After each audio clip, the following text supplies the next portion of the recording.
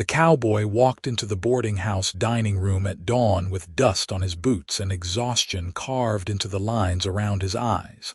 And the new girl behind the counter handed him a cup of coffee, so sweet it could have doubled as syrup. Liam Crawford took one sip, felt his teeth protest, and drank the entire cup without changing his expression. The girl, a slip of a thing with auburn hair escaping from her bun and worry creasing her forehead, watched him with an intensity that made him wonder if she was waiting for him to keel over. He set the empty cup down, nodded his thanks, and walked out into the California morning where Redding was just beginning to stir in the year 1882. He had been riding fence lines for the Morrison Ranch for 3 years now, and his morning routine never varied. Wake before dawn, splash water on his face from the basin in his rented room, walk downstairs to the boarding house dining area, drink whatever coffee was available, eat whatever breakfast Mrs. Harriet Morgan had prepared, and head out to work. The coffee had always been decent before, strong and black and hot enough to burn away the fog of sleep. But Mrs. Morgan had taken a fall the week prior, broken her hip, and now her niece had come to help run the place until the old woman healed.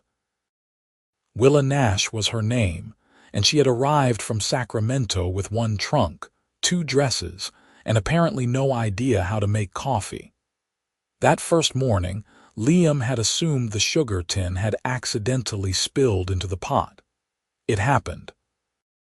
Mistakes were part of life, especially when someone was new to a place and trying to find their footing. He was not the kind of man who made a fuss over small things. His father had taught him that a gentleman never complained about food or drink offered in hospitality. And though Liam Crawford was nobody's idea of high society, he held tight to the lessons that had been beaten into him as a boy. Back before the war had taken his father, and the drought had taken their Tennessee farm. The second morning, the coffee was even sweeter, if that was possible, and there was something else in it, too. Cinnamon, maybe. It tasted like something a child would drink at Christmas, not what a man needed before spending 10 hours in the saddle checking barbed wire and hunting down stray cattle. Liam drank it anyway. Willa was standing by the stove, her face flushed from the heat, her hands wrapped in a dish towel as she pulled out a tray of biscuits. She glanced at him, and he caught something raw in her eyes, something that looked like fear mixed with determination. He nodded to her again, drained his cup, and left. By the end of the first week, he had learned several things about Willa Nash. She was 22 years old, 3 years younger than himself. She had never worked in a boarding house before. Her father had died the previous year, and her mother had passed when Willa was just a girl. She had been living with a family in Sacramento, working as a seamstress, until Mrs. Morgan had written asking for help. Willa had agreed immediately, probably because she had nowhere else to go and no other prospects. The other boarders talked about her at supper, their voices carrying up the stairs to where Liam sometimes sat on his bed, cleaning his rifle or mending tack. They said she was too soft for this kind of work. They said she would not last a month. They said Mrs. Morgan should have asked for help from someone more capable. Liam did not participate in these conversations. He ate his meals quickly and quietly, speaking only when spoken to directly, and even then in as few words as possible. He had learned long ago that talking too much led to trouble, and he had no interest in trouble. He wanted to do his work, save his money, and eventually buy a piece of land of his own. That was the whole plan. Everything else was just noise, but the coffee situation continued. On the 8th morning, it tasted like she had brewed it with milk instead of water. On the 9th morning, it was so weak it barely qualified as coffee at all, more like hot water with a memory of coffee beans passing through it. On the 10th morning, it was back to being syrup sweet. Liam drank every cup without complaint. He watched Willa move around the kitchen, noticed how her hands shook slightly when she poured, how she bit her lower lip when she was concentrating, how she jumped at sudden noises. She was nervous all the time, wound tight as a $2 watch, and he figured the last thing she needed was some cowboy criticizing her coffee. Besides, it was just coffee. He had survived far worse than bad coffee. He had survived Shiloh, though he had been barely old enough to hold a rifle and had lied about his age to enlist. He had survived the hard years after the war when he had drifted west with nothing but the clothes on his back and a borrowed horse. He had survived a knife fight in a Denver saloon, a bout of pneumonia in a Wyoming winter, and a cattle stampede outside Abilene that had killed 2 men and left him with a scar across his ribs. Bad coffee was not going to kill him. The other boarders were less tolerant. By the second week, they had started complaining openly. Old Frank Schneider, who drove freight wagons between Redding and Red Bluff, announced at breakfast that the coffee was an abomination and he would rather drink mud. The Pritchard brothers, who worked at the lumber mill, made jokes about Willa's cooking that were not quite cruel but edged close enough to make Liam's jaw tighten. Even mild-mannered Timothy Hayes, the clerk at the general store, gently suggested that perhaps Willa might want to ask Mrs. Morgan for advice on the coffee preparation. Willa took it all with a fixed smile that never reached her eyes. She apologized. She promised to do better. She brought out more biscuits, more bacon, more eggs, as if quantity could make up for the quality of the coffee. And every morning, Liam drank his cup without a word and left for work. He started to notice other things about her. She sang while she worked, soft songs he did not recognize, melodies that drifted out through the kitchen window into the yard where he sometimes paused before mounting his horse. Her voice was pretty, clear and true, and it seemed at odds with the nervousness that plagued her the rest of the time. She was kind to Mrs. Morgan, patient with the old woman's pain and frustration. She mended clothes for the boarders without being asked, leaving folded shirts and darned socks outside their doors. She kept the place cleaner than it had ever been, scrubbing floors and washing windows until everything shone, and she could not make coffee to save her life. 3 weeks in, Liam walked into the dining room to find her crying over the stove. She was trying to hide it, her back to the room, her shoulders hunched, but he could hear the catch in her breathing. The other boarders had not yet come down. Dawn was just breaking, painting the sky outside the window in shades of rose and gold. He stood in the doorway, uncertain. Comforting crying women was not something he had any experience with. His instinct was to back out quietly and pretend he had not seen anything, to let her have her privacy and her dignity. But something stopped him. Maybe it was the defeated slump of her shoulders. Maybe it was the way her hand came up to swipe at her eyes, a gesture so tired it spoke of too many tears shed alone. Maybe it was just that he was tired of watching her struggle and pretend everything was fine, when clearly it was not. He cleared his throat softly so he would not startle her. She whirled around, her eyes wide and red-rimmed, her face blotchy. For a moment, they just looked at each other across the empty dining room with the morning light growing stronger and the smell of burnt coffee filling the air. "I cannot do this," she said, her voice breaking. "I cannot even make coffee properly. How am I supposed to run this place? How am I supposed to help Aunt Harriet when I cannot manage the simplest things?" Liam shifted his weight, uncomfortable with the raw emotion in her voice. He was not good with words, never had been. But he found himself walking toward her anyway, stopping a respectful distance away, his hat in his hands. "Coffee is not that important," he said, which was a lie but seemed like the right thing to say. She laughed, a broken sound. You have been drinking it every morning. I have watched you. You drink the whole cup and you never say anything, but I know it is terrible. Everyone else complains, but you just drink it and leave, and I cannot tell if you are being kind or if you just do not care enough to say anything." He considered this. "I am not much for complaining," he said finally. "And you are trying. That counts for something." "Trying is not enough," she said bitterly. "Trying does not make good coffee or good meals or keep this place running properly. Aunt Harriet needs me to be competent, and I am failing." "Your aunt is lucky to have you," Liam said. "The place is cleaner than it has ever been. The food is good. The coffee is just coffee." "It is not just coffee," Willa said, wiping at her eyes again. "It is everything. It is proof that I do not know what I am doing, that I am in over my head, that I do not belong here." There was something in her voice that struck him, a loneliness that echoed his own. He knew what it felt like to not belong, to be adrift in a world that had no place for you. He had felt that way since his father had died, since the farm had been lost, since he had started wandering west with no real destination in mind.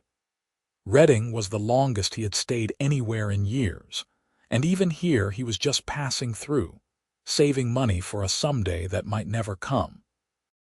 "You belong wherever you decide to be," he said, surprising himself with the firmness in his voice. "And if you want to make better coffee, I can show you how. My father used to make the best coffee in Tennessee. He taught me before he died." She looked at him then, really looked at him, and he felt something shift in the air between them. "You would do that?" she asked. "It is just coffee," he said again. "Not hard to teach." So that morning, before the other boarders woke, Liam Crawford taught Willa Nash how to make coffee. He showed her the right ratio of grounds to water, explained how to tell when the water was the right temperature, demonstrated how to pour it slowly so the flavor developed properly. She watched him with intense concentration, asked questions, took mental notes. Her hands were small and quick, he noticed, and there was a grace to her movements when she was not nervous. When they finally brewed a pot together and she tasted it, her face lit up with such pure joy that something in his chest tightened. "That is real coffee," she said, laughing. "That is what it is supposed to taste like." "Oh, thank you, Mr. Crawford. Thank you so much." "Liam," he said. "Just Liam." "Willa," she replied, smiling at him properly for the first time. Her smile was like sunlight breaking through clouds, and he found himself wanting to see it again. The other boarders noticed the improvement immediately. Frank Schneider declared it a miracle. The Pritchard brothers actually thanked Willa, their jokes turning from mocking to teasing, a subtle but important difference. Timothy Hayes smiled into his cup and said it was the best coffee he had tasted in months. Mrs. Morgan, sitting in her chair by the window with her bandaged leg propped up, nodded approvingly and said she knew Willa would find her footing. But Liam knew the truth. He had seen Willa at dawn, practicing the technique he had shown her, her face set with determination. He had seen her relief when the coffee turned out right. And when she poured his cup that morning, her eyes met his with gratitude and something else, something warmer that made him look away, suddenly nervous himself. He told himself it did not mean anything. He was just being helpful, neighborly, the way people were supposed to be. It was not about the way her hair caught the light or the sound of her laugh, or the fact that he had started thinking about her at odd moments during the day when he was supposed to be concentrating on work. It was not about any of that. But the next morning, he came down for coffee earlier than usual, and the morning after that. And soon it became routine, the two of them in the quiet kitchen before dawn, drinking coffee together before the day began, and the boarding house filled with noise and demands. They did not talk much at first. Liam was not a talker, and Willa seemed content with silence. But gradually, in small increments, they began to share pieces of their lives, She told him about her mother, who had died of fever when Willa was 8. About her father, a carpenter who had taught her to love books and learning, who had died after a fall from a roof, left him unable to work. About the family she had lived with in Sacramento, kind people who had treated her well, but where she had always felt like a charity case, never quite part of things. About her fear that she would fail her aunt, the only family she had left. He told her about Tennessee, about Green Hills and his father's farm, about enlisting too young and seeing things no one should have to see. About drifting after the war, looking for something he could not name. About wanting land of his own, a place to belong, a future that was not just survival. He did not tell her about all of it, about the worst parts, but he told her more than he had told anyone in years. And every morning they drank coffee together. And every morning it was good. And every morning Liam found it a little harder to walk out the door. A month after Willa had arrived in Redding, the Morrison Ranch needed extra hands for a cattle drive to Red Bluff. Liam volunteered, partly because the pay was good and partly because he needed space to think. He had not planned on this on her, on the way his carefully ordered life was starting to feel too small. 3 days away would help him get his head straight, remind him of his goals, put things back in perspective. But the first morning away, drinking coffee made by the trail cook that was perfectly adequate and perfectly bland, he found himself missing the early morning quiet of the boarding house kitchen. Missing Willa's presence across the table, the way she wrapped her hands around her cup for warmth, the small smile she gave him before he left for work. It was ridiculous. He barely knew her. They had shared some conversations, that was all. It did not mean anything, except it did. He knew it did. And he had no idea what to do about it. The cattle drive went smoothly until the last day, when a young steer spooked and bolted, triggering a small stampede that scattered a dozen head across the hills. Liam spent hours rounding them up, working until dusk, and by the time he got back to Redding it was nearly midnight. He went straight to the boarding house, exhausted and filthy, planning to collapse into bed, but there was a lamp burning in the kitchen window. And when he walked around to the back door, too tired to care about propriety, he found Willa sitting at the table with a shawl around her shoulders, waiting. "You are back," she said, standing up quickly. "I heard from Mr. Morrison that the drive was delayed. I thought you might be hungry." She had kept dinner warm for him. Roast chicken and potatoes and fresh bread, far more than she needed to do, far more than any boarder had a right to expect. He stared at her, at the food, at the cup of coffee she was already pouring. "You did not have to do this," he said. "I know," she replied. "I wanted to." They looked at each other across the kitchen, and something unspoken passed between them, an acknowledgement of what was building, what neither of them had quite said out loud. Liam sat down and ate, and Willa sat with him, and they talked until nearly 2 in the morning, their voices quiet so as not to wake the house. They talked about everything and nothing, about dreams and fears and the strange paths that had led them both to this moment, in this kitchen, in this small California town that neither of them had planned to call home. When he finally stood to go to his room, she walked him to the door. They stood close in the darkness, close enough that he could smell the lavender soap she used, close enough to see the flecks of gold in her brown eyes. "I am glad you are back safely," she said softly. "I am glad to be back," he replied, and meant it in ways that had nothing to do with the boarding house or his job or anything except her. He wanted to kiss her.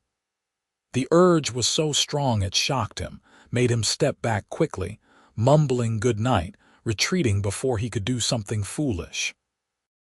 But as he lay in bed that night, staring at the ceiling, he knew he was already past the point of no return.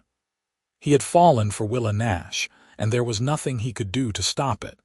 The next few weeks passed in a blur of work and stolen moments. Liam would come down early for coffee, and they would sit together in the pre-dawn darkness. He would come in from work, dusty and tired, and she would have cold water waiting or a clean shirt she had mended without being asked. They would talk while she prepared dinner, his presence in the kitchen so common now that the other boarders joked about him being her assistant. She would laugh at these jokes, a pretty blush coloring her cheeks, and he would duck his head and say nothing. But inside he felt warm in a way that had nothing to do with the California heat. Mrs. Morgan was healing well, starting to get around on crutches, taking back some of the work. She watched Liam and Willa with knowing eyes, and one evening she pulled him aside. "You have intentions toward my niece?" she asked bluntly. Liam felt heat rise in his face. "I have been respectful, madam," he said. "I did not ask if you have been respectful, boy. I asked if you have intentions. Because that girl has been hurt enough in her life. She does not need some cowboy breaking her heart because he wants to drift on to the next town." "I am not drifting," Liam said, and realized as he said it that it was true. "I have been saving money, planning to buy land, stay here. I want to build something permanent.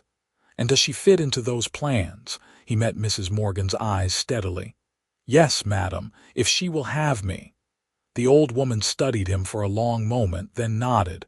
"Then you best tell her that. Girl has been walking around with her head in the clouds for weeks now. Put her out of her misery and speak plain."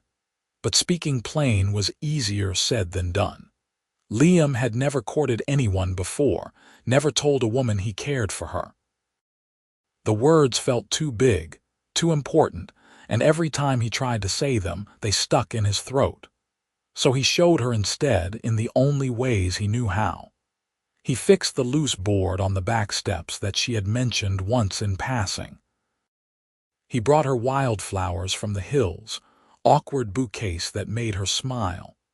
He sat with her in the evenings after the dishes were done, in the small parlor where the boarders gathered, not saying much but just being near. And then one Sunday he asked if she would take a walk with him. Reading in July was hot, the kind of heat that shimmered off the dirt streets and made everyone move slowly. But in the early evening, a breeze would sometimes come up from the Sacramento River, bringing relief. Liam had borrowed a buggy from the livery, and he drove them out of town, toward the hills where the air was clearer and the view stretched for miles. Willa sat beside him, her Sunday dress carefully pressed, a bonnet shading her face. She was quiet, but it was a comfortable quiet, the kind that came from knowing someone well enough that silence was not awkward. When they reached a spot with a good view, he helped her down and they walked to a grove of oak trees that provided shade. "This is beautiful," she said, looking out over the valley. "I did not know this place was here." "I found it a while back," Liam said. "Come here sometimes to think." She turned to look at him, her expression curious. "What do you think about the future?" he said. "What I want. Where I am going. And have you figured it out?" This was his moment. He could feel it, the weight of it, the importance. He took a breath and made himself say the words that had been building for weeks. "I know I want to stay in Reading. I have enough saved for a down payment on land. There is a parcel for sale north of town, good water, decent grazing. I have talked to the bank about a loan. I could make it work." "That sounds wonderful, Liam," she said, smiling. "You deserve to have your own place." "I want more than just land," he said, forcing himself to meet her eyes. "I want a home, a family, someone to share it with." Her smile faltered, and for a terrible moment he thought he had misread everything, that she did not feel the same way. But then she whispered, "Are you saying what I think you are saying?" "I am not good with words," he said roughly. "Never have been. But I care for you, Willa. Have for a while now. You make me want to stop drifting to build something real. And I know I am just a cowboy with not much to my name, and you deserve better. But if you would consider giving me a chance, I would spend every day trying to be worth it." She was crying, tears streaming down her face, but she was smiling too, the biggest smile he had ever seen. "You think you are not good enough for me," she said, laughing and crying at the same time. "Liam, I have been half in love with you since the morning you taught me to make coffee.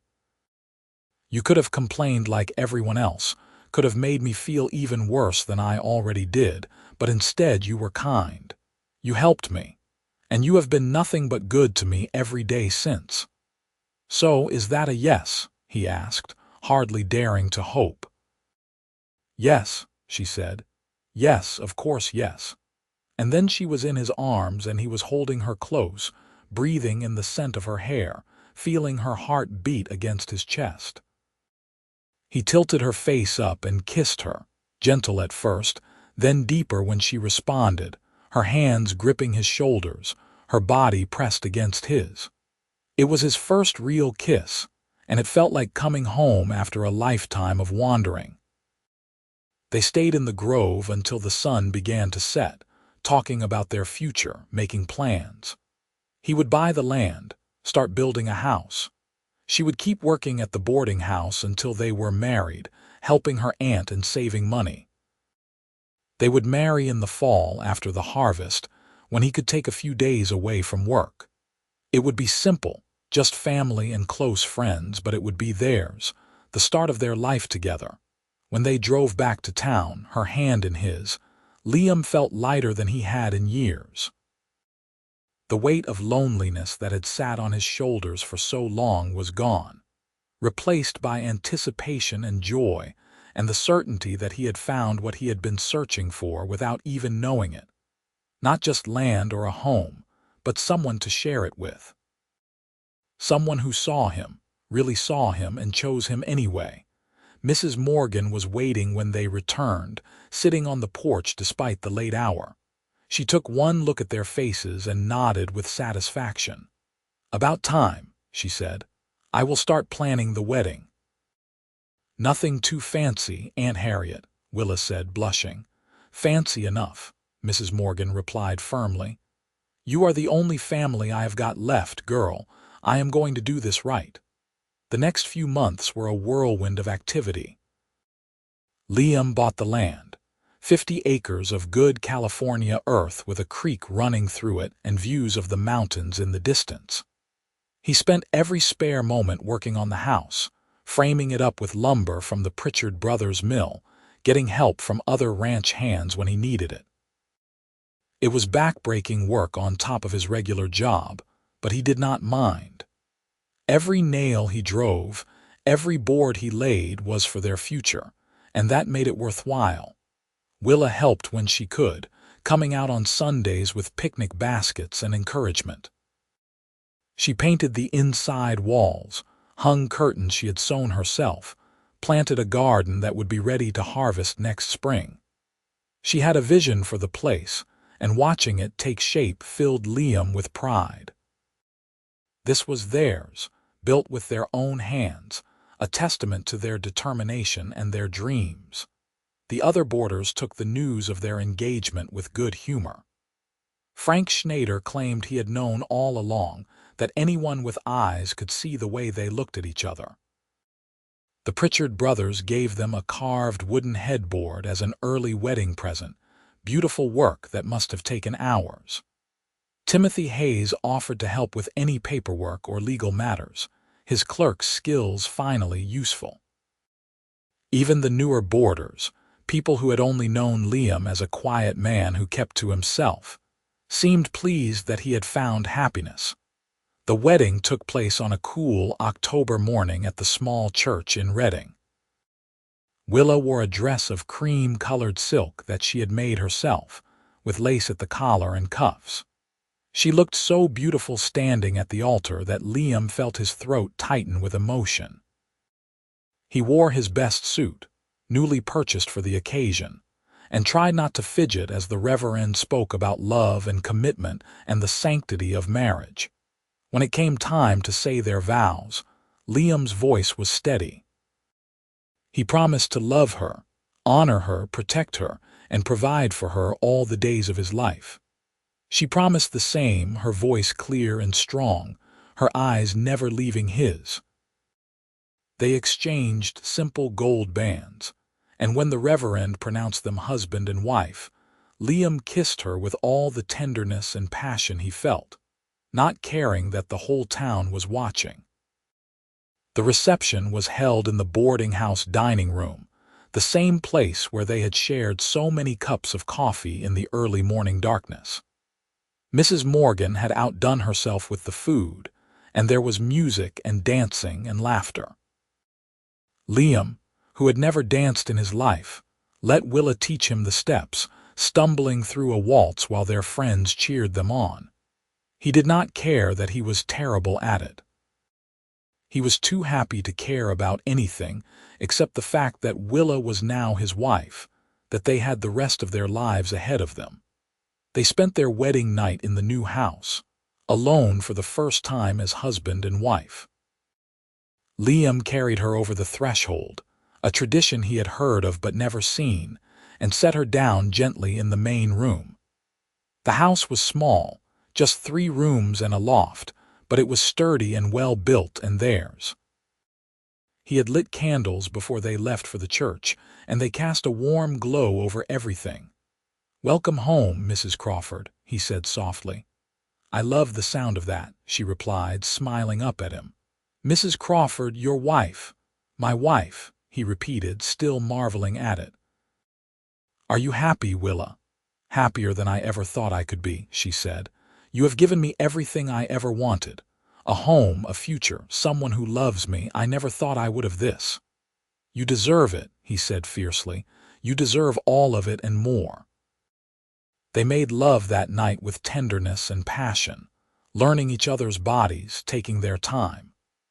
Liam had worried he would not know what to do, that his inexperience would show, but Willa was patient and encouraging, and soon instinct took over.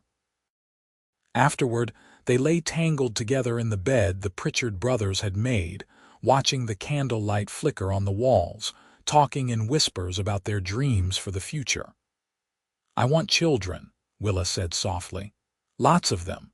This house filled with noise and laughter." "Is that what you want too?" "Yes," Liam said without hesitation. "I want to build something that lasts, not just a house or a ranch, but a family, a legacy." "Then we will," she said confidently. "Together." The first year of marriage was hard work but deeply satisfying.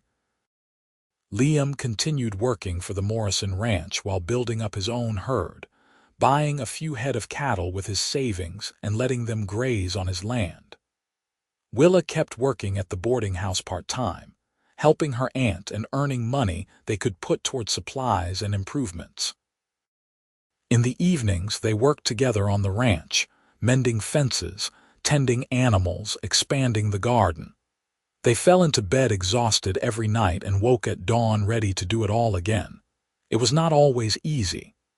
There were arguments about money, about priorities, about the best way to do things. Liam tended to be silent when he was upset, withdrawing into himself, and Willa had to learn to draw him out, to make him talk about what was bothering him. She had a tendency to take on too much, to push herself too hard, and he had to learn to tell her when she needed to rest. But they worked through these conflicts with patience and love, learning each other's rhythms, finding compromises. By the second year, the ranch was starting to turn a profit. Liam quit his job at the Morrison Ranch to focus on his own land full-time. They bought more cattle, some chickens, a pair of pigs. Willa sold eggs and vegetables in town, building up a reputation for quality produce. They were not rich by any means, but they were making it work, and that was enough. And then, in the spring of their second year of marriage, Willa discovered she was pregnant. Liam had never seen her so radiant as she was during those months of waiting. She glowed with happiness, her hands constantly moving to rest on her growing belly, her face soft with wonder every time the baby kicked. He was terrified and thrilled in equal measure, worrying about all the things that could go wrong while imagining holding his child for the first time. He built a cradle in the evenings, carved from oak, sanded until it was smooth as glass. Willa sewed tiny clothes and blankets, preparing the loft as a nursery. Mrs. Morgan came to stay with them as Willa's time drew near, bringing her experience and her no-nonsense attitude. When labor started on a hot August afternoon, Liam paced outside the bedroom like a caged animal, listening to Willa's cries and feeling helpless. It seemed to go on forever, hours that stretched like years, and he prayed to a God he was not sure he believed in that she would be all right, that both of them would be all right. Finally, as the sun was setting, he heard a new sound. A baby's cry, strong and healthy. Mrs. Morgan opened the door, her face tired but smiling. "You have a son," she said. "A big, healthy boy, and your wife is fine. Tired but fine. Come and meet your child." Liam walked into the bedroom on shaking legs. Willa was propped up against the pillows, her hair damp with sweat, her face exhausted but glowing. And in her arms was a tiny bundle, red-faced and squalling. His son, his child. "Do you want to hold him?" Willa asked softly. Liam had held foals and calves, had gentle hands with animals, but he had never held a human baby before. He took the bundle carefully, terrified he would drop it or hurt it somehow. The baby was so small, so fragile, with tiny fingers that waved in the air and eyes that were trying to focus.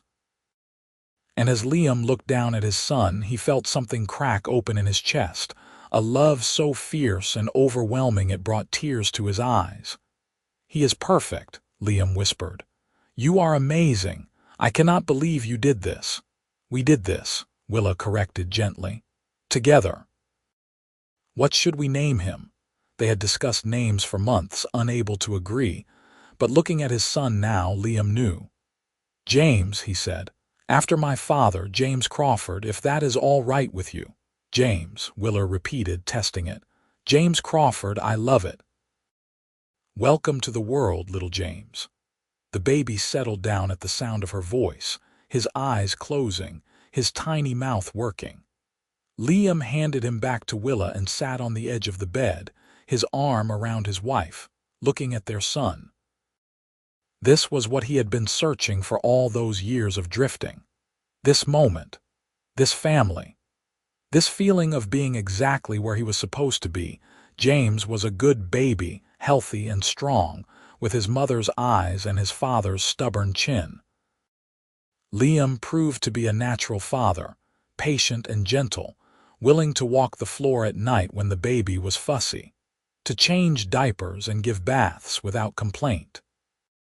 Willa nursed their son and sang to him, the same songs she had sung in the boarding house kitchen, and Liam would listen from the doorway, his heart full. Mrs. Morgan stayed for a month after the birth, helping out before returning to the boarding house. She had hired a woman to help her permanently, no longer needing Willa's assistance.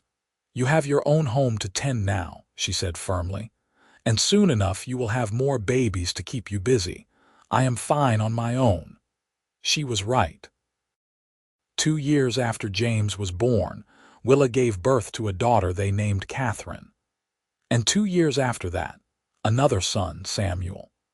The house that had seemed so spacious when it was just the two of them was now bursting at the seams with children and noise and life. Liam expanded it, adding more rooms, building up instead of out, creating space for their growing family. The ranch prospered. Liam had a good eye for cattle, and he built a reputation as an honest dealer. Other ranchers sought his advice, and he found himself becoming a respected member of the community. Willa ran the household with efficiency and grace, managing 3 young children while also keeping the books for the ranch, tending the garden, and somehow still finding time to make the best coffee in Redding. They fell into comfortable patterns.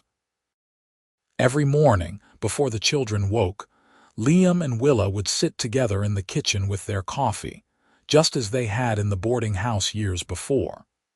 It was their time, sacred and uninterrupted, a chance to reconnect before the chaos of the day began. They would talk about plans for the ranch, about the children, about their dreams for the future.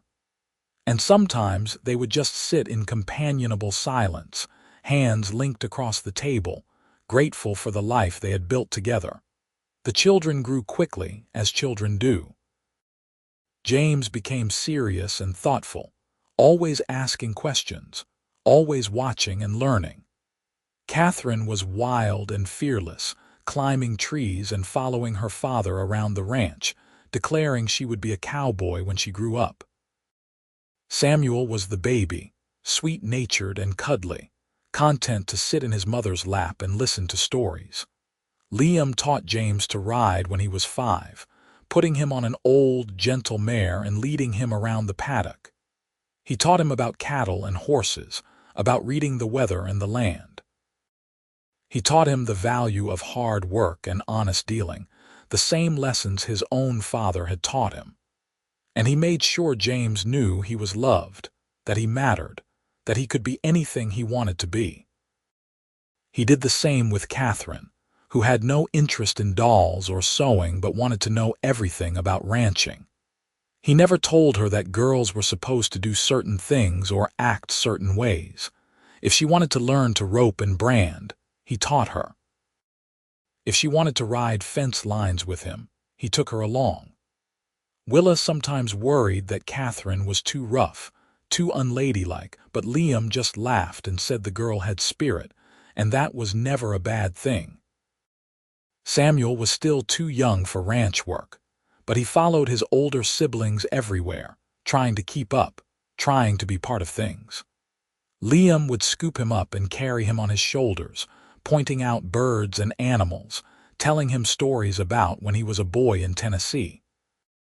The child would listen with wide eyes, absorbing everything, and Liam would feel a contentment so deep it was almost painful. The years rolled past in a blur of seasons and milestones. First days of school, lost teeth, birthday celebrations, Christmas mornings with handmade presents and laughter. There were hard times too, of course. A drought one year that killed half their herd and nearly broke them. An illness that swept through the valley, terrifying weeks when first Samuel, and then Catherine fell sick, and Liam and Willa took turns sitting up with them through fevered nights, praying they would recover. They did, thank God, but Liam never forgot the fear of those days, the reminder that nothing in life was guaranteed, but mostly life was good.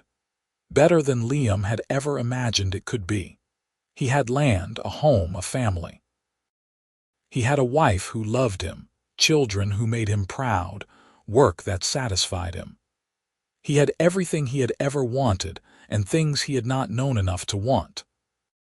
And every morning, he drank coffee that Willa made perfectly, and he remembered the month when she had made it wrong every single day, and he had drunk it anyway without complaint. It seemed like a lifetime ago, those early mornings in the boarding house kitchen, both of them lonely and lost and looking for something. But in a way, it felt like yesterday too, the memory as fresh as if it had just happened. Sometimes, on quiet evenings when the children were asleep and the ranch work was done, Liam and Willa would sit on the porch and watch the sunset paint the sky in shades of red and gold. They would talk about those early days, laughing about the terrible coffee, about how clueless they had both been. "I cannot believe you drank it for a whole month without saying anything," Willa said once, shaking her head. "Anyone else would have complained after the first day." "It was not that bad," Liam lied, grinning. "It was terrible and you know it," she said, swatting his arm playfully. "But you were too kind to say so, too stubborn maybe." "Maybe I just liked the company," he said, pulling her close. "The coffee was awful, but getting to sit with you every morning made it worthwhile." "You are such a romantic," she teased, but her eyes were soft. "Only with you," he said and kissed her temple. "Only ever with you." When James turned 12, Liam gave him his first real responsibility on the ranch, putting him in charge of a small section of herd. The boy took to it with dedication, proving himself capable and mature beyond his years. Catherine, 10 now, was already an accomplished rider and could rope as well as any of the ranch hands Liam occasionally hired for big jobs. Samuel, at 8, was showing an interest in the business side of things, asking questions about prices and markets that surprised his father. "They are good kids," Willa said one night, watching them through the window as they did their evening chores. "We did something right." "You did something right," Liam corrected. "I just tried to keep up." "We did it together," she said firmly, echoing words she had spoken on their wedding night years before. "Everything we have built, we built together. I could not have done any of this without you." "And I would be nowhere without you," he replied, meaning it with every fiber of his being. "Probably still drifting, still looking for something I could not name. You gave me a home, Willa, not just this house or this ranch, but a real home, a place to belong." She turned to face him, her eyes bright with unshed tears. "You gave me the same thing. I was so lost when I came to Redding. So afraid I would fail, that I was not good enough, that I would never have anything of my own. And then you were there, this quiet man who drank terrible coffee without complaining and looked at me like I mattered. You made me believe I could have this life." "You always mattered," Liam said roughly. "From the first morning you mattered." They held each other as the sun set, as they had held each other through good times and bad, through struggles and triumphs, through the everyday moments that made up a life. And Liam thought about how strange and wonderful life was, how a simple thing like bad coffee could lead to everything he held dear, how a month of terrible mornings could turn into a lifetime of joy. The ranch continued to grow over the next few years. Liam bought adjacent land when it became available, expanding their holdings. He hired permanent hands to help with the work, men who lived in a bunkhouse he built near the barn. The Crawford Ranch became known throughout Northern California for quality cattle and fair dealing. Buyers came from as far as Sacramento to purchase their stock, and Liam found himself in the position of having more success than he had ever dreamed possible. But success did not change him. He still woke before dawn and drank coffee with his wife in the quiet kitchen.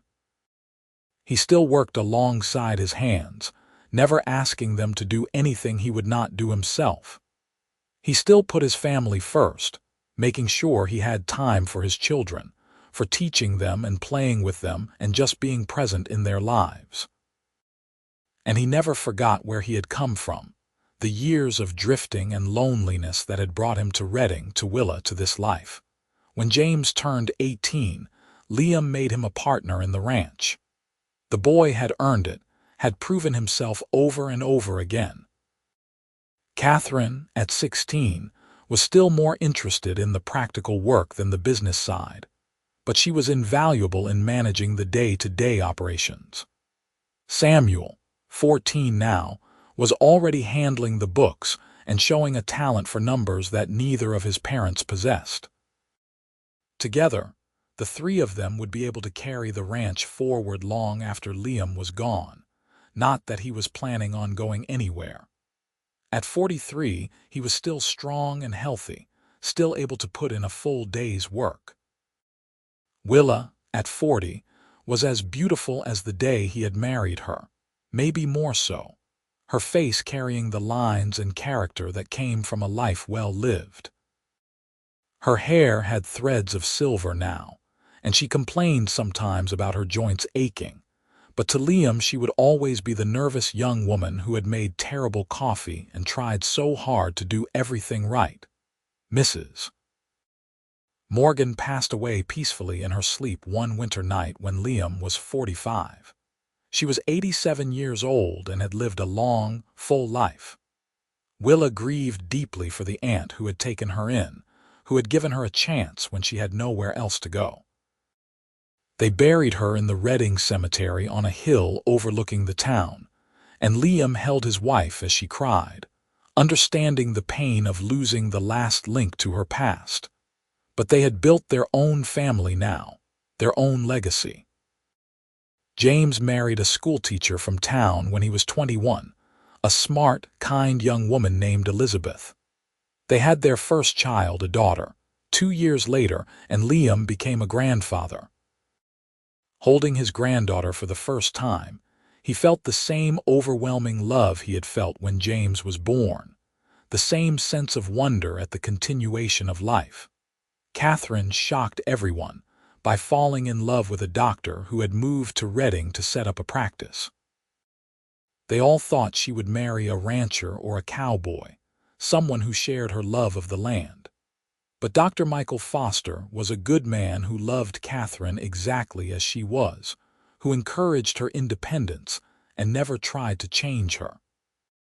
They married when she was 20, and Catherine continued to work on the ranch even after moving to town with her husband.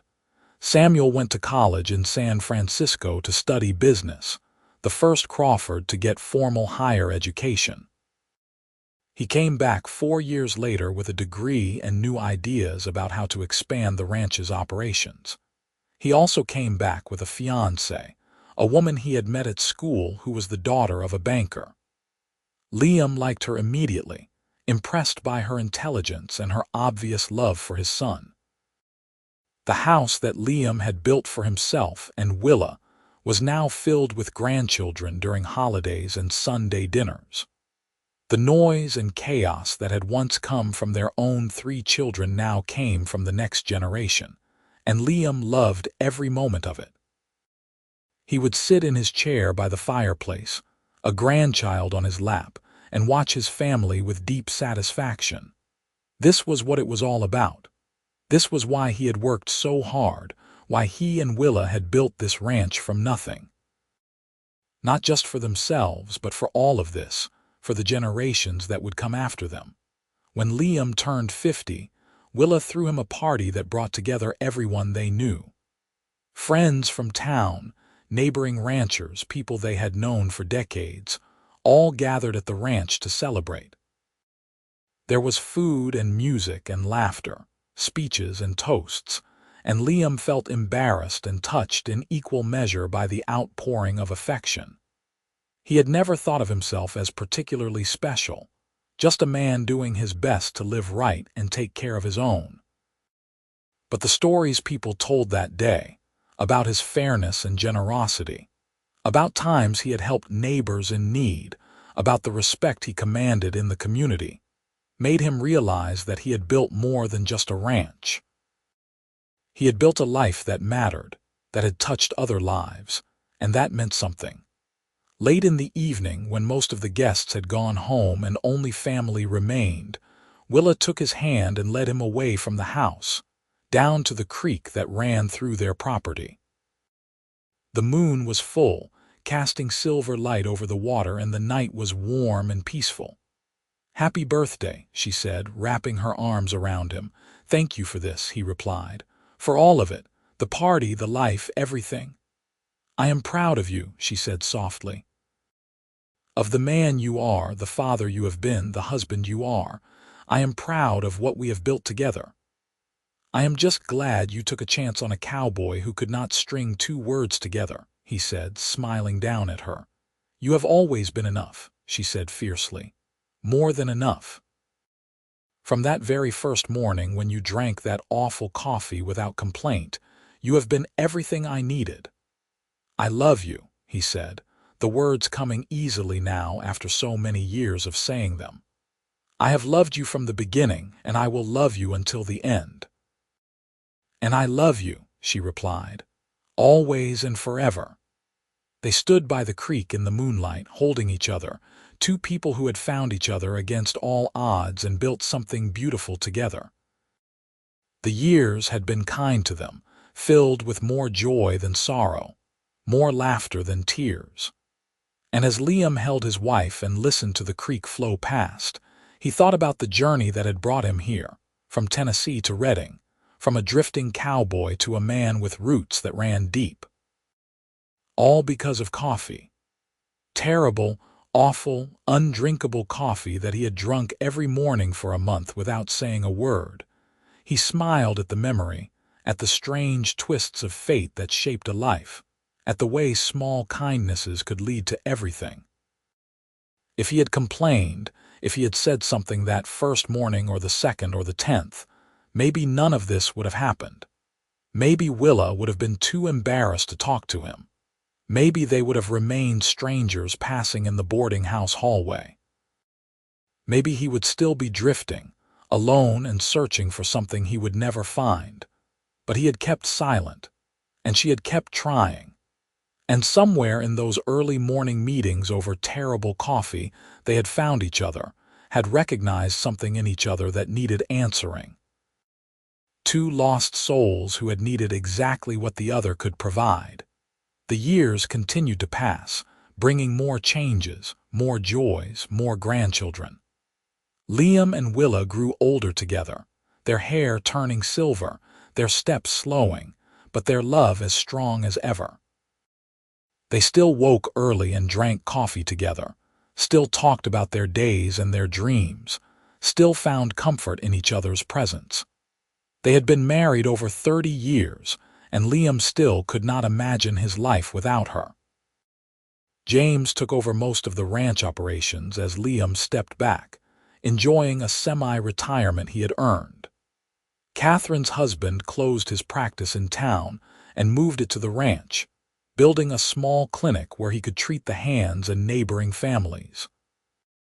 Samuel expanded the business side of things, opening new markets and increasing their profits. The Crawford Ranch was now one of the most successful operations in Northern California, and it would continue for generations to come. When Liam turned 60, his children threw him another party, this one even bigger than the first. All 15 of his grandchildren were there, ranging in age from toddlers to young adults. Friends and neighbors came from all over the region. There were more speeches, more toasts, more stories about his life and his impact on the community. And through it all, Willa sat beside him, her hand in his, her eyes shining with love and pride. That night, after everyone had left and they were alone in their bedroom, the same room where they had spent their wedding night so many years before, Liam turned to his wife. "I have been thinking," he said. "That is always dangerous," she teased. "I have been thinking about how lucky I am," he continued, ignoring her joke.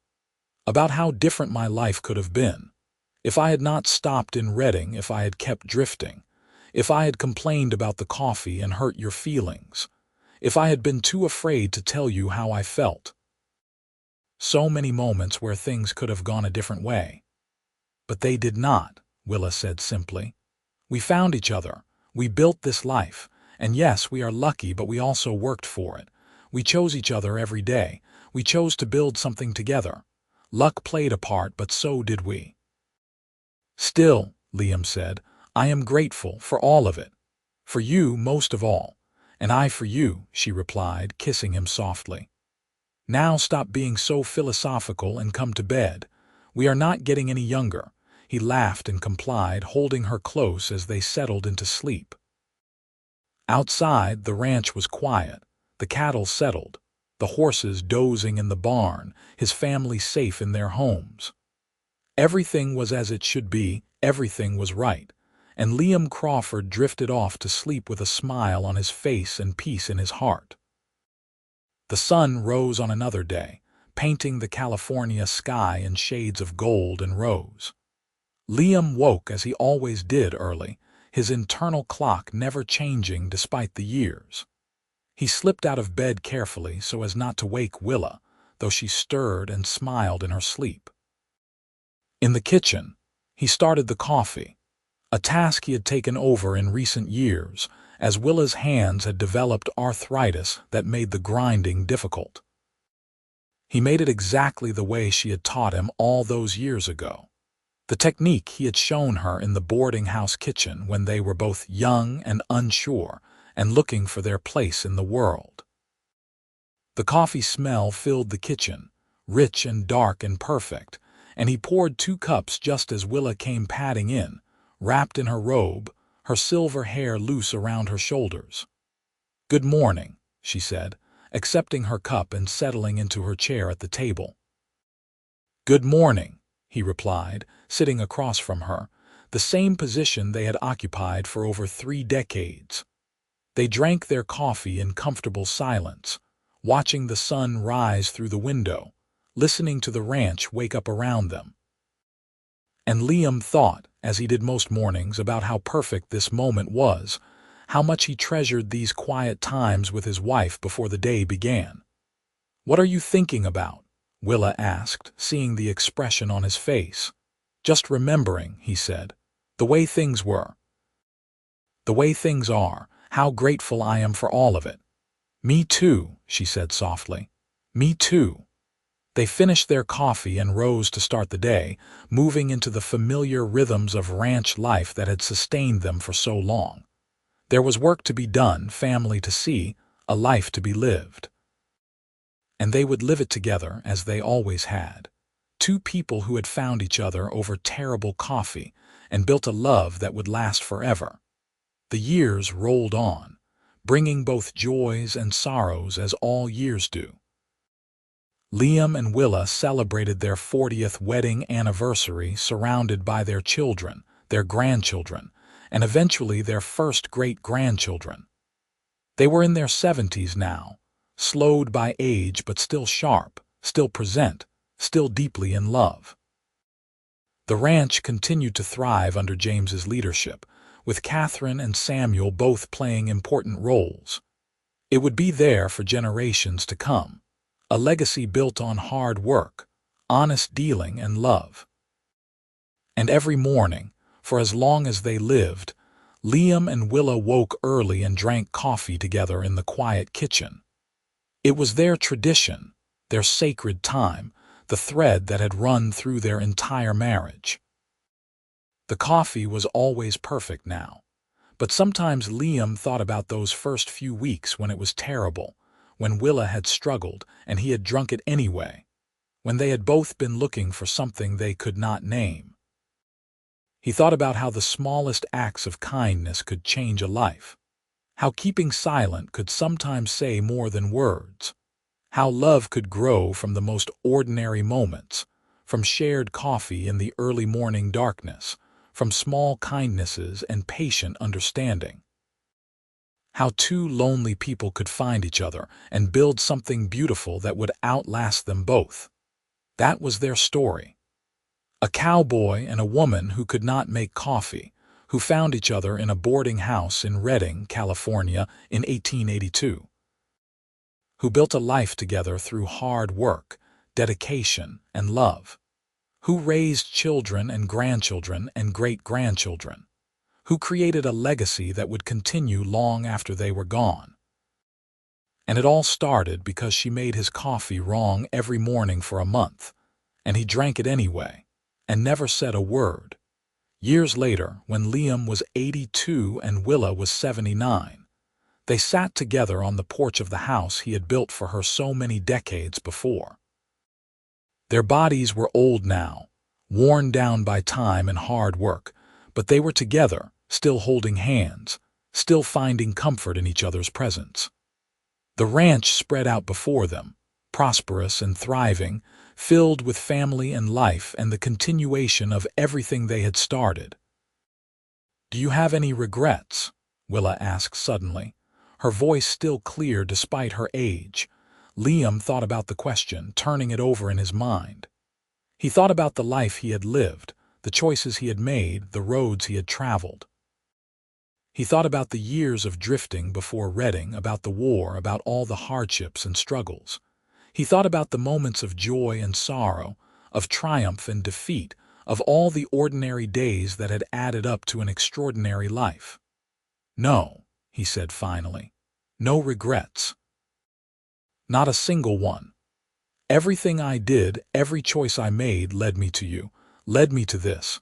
How could I regret any of it?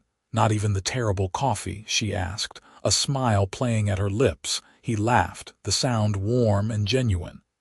Especially not the terrible coffee. That terrible coffee gave me everything.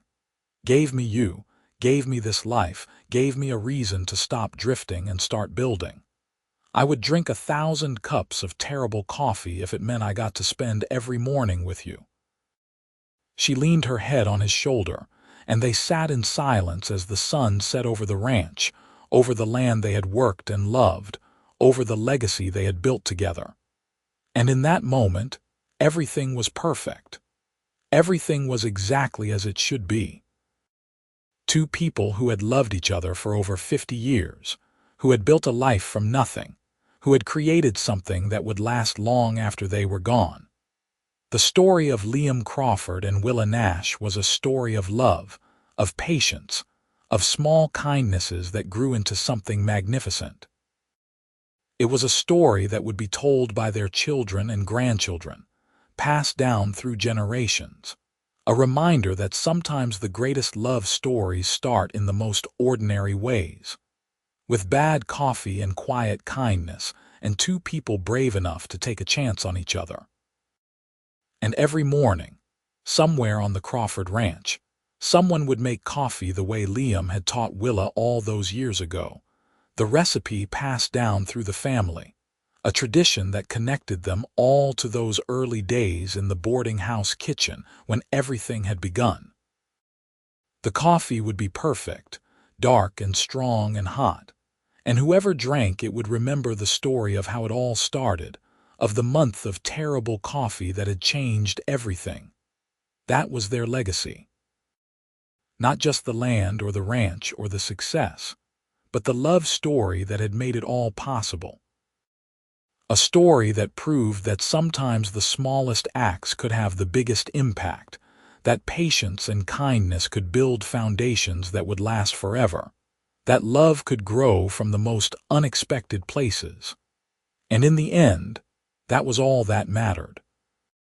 The love they had shared, the life they had built, the family they had created. Everything else was just details, just the ordinary moments that filled the days between birth and death. But the love was eternal, lasting beyond time and memory, a testament to two people who had found each other against all odds and held on tight, never letting go.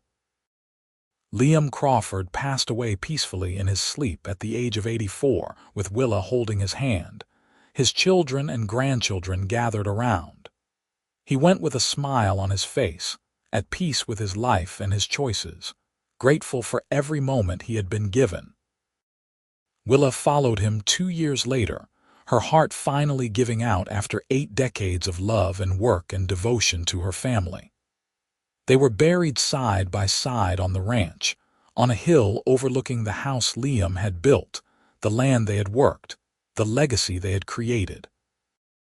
And the Crawford Ranch continued, passed down through the generations, each new family adding their own stories while honoring the foundation that Liam and Willa had laid.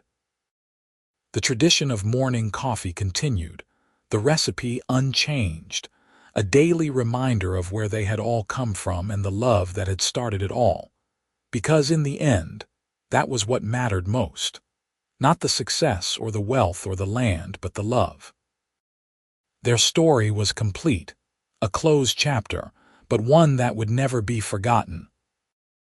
The story of how she made his coffee wrong every morning for a month, and the cowboy drank it anyway and never said a word, and how that simple act of kindness had blossomed into a love that lasted a lifetime and beyond, a legacy that would continue for generations. A reminder that sometimes the greatest love stories are the ones that start in the most ordinary ways, with patience and kindness, and two people brave enough to take a chance on forever.